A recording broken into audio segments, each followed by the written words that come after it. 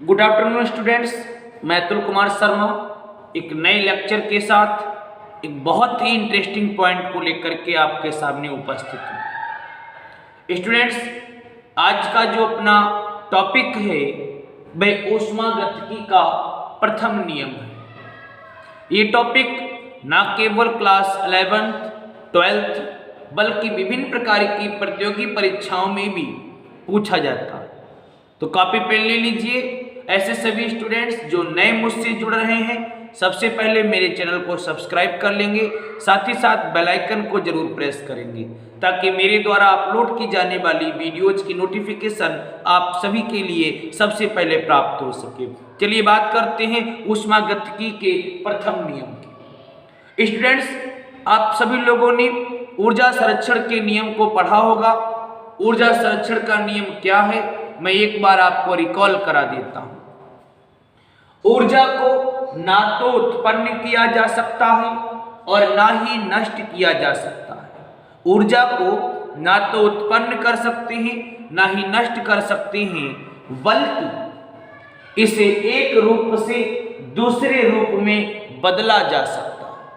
ये ऊष्मागतिकी का प्रथम नियम भी कहलाता है। ऊर्जा संरक्षण का नियम भी यही है।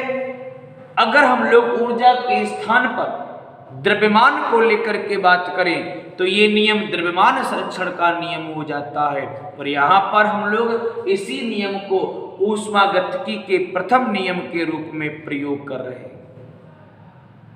इसको एक अन्य तरीके से भी रिप्रेजेंट कर सकते हैं, बता सकते हैं। नया तरीका क्या है देखिएगा।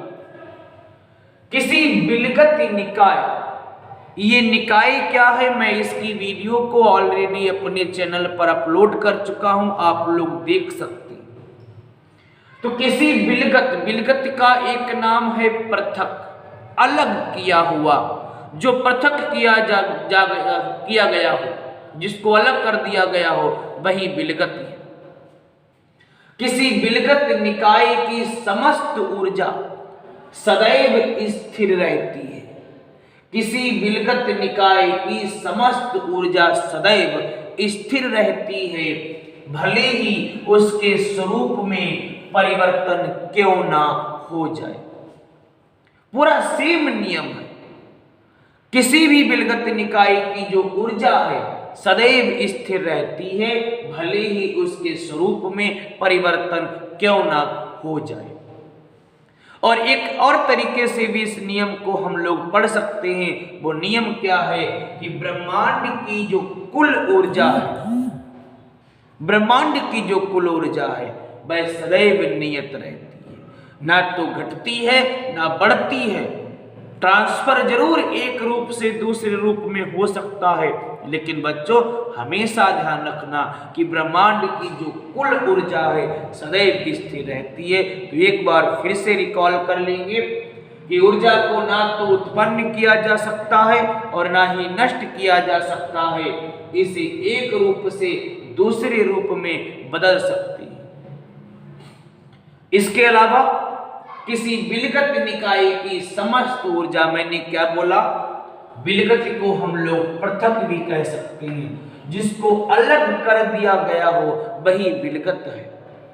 किसी विलगत निकाय की समस्त ऊर्जा सदैव स्थिर रहती है, भले ही उसके स्वरूप में परिवर्तन क्यों ना हो जाए।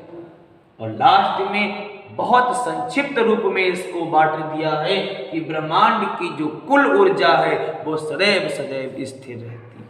आई होप आपको यह लेक्चर अच्छा लगा होगा। यदि आपको सारे पॉइंट समझ में आ गए हो तो एक लाइक तो बनता है। मैं आप सभी लोगों के लिए एक बात बता दूं कि मेरे पास जितना भी बेहतरीन मटेरियल है वो मैं आप लोगों को प्रोवाइड कर रहा हूँ।